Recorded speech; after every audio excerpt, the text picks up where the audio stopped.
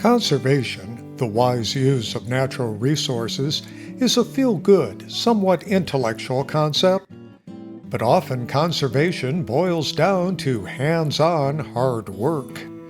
So it was when 10 volunteers joined Sheridan Community Land Trust staff to remove old dilapidated fence at the Big Goose Natural Area to make way for new wildlife-friendly fencing. My name is John Graves, Director of Conservation here. Thanks for coming out.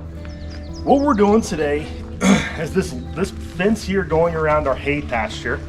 It's about 3/4 of a mile. We're going to be removing all the fence today.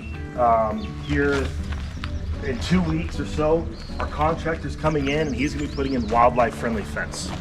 We're going to have a few iterations of wildlife-friendly fence, but we have so much wildlife out here, especially a lot of deer, a lot of things, and so they can't really easily get through this fence into that pasture to graze, to migrate, to move, so we're ripping it all down.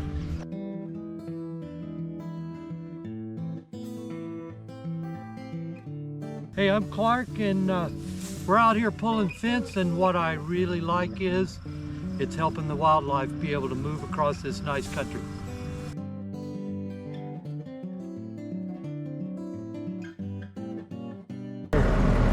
All right, so we're out here pulling some old barbed wire fence.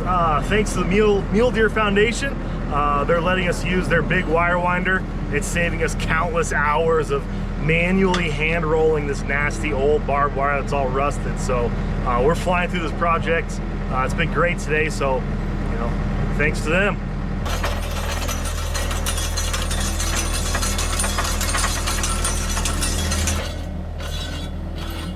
This is Bruce Scigliano for the Sheridan Community Land Trust. Volunteers working hands-on for conservation, preparing the way for wildlife-friendly fencing. This wildlife-friendly fence project was completed as part of the Powder River Fence Initiative and was made possible with support of the Plank Stewardship Initiative and the Bass Pro Shops and Cabela's Outdoor Fund.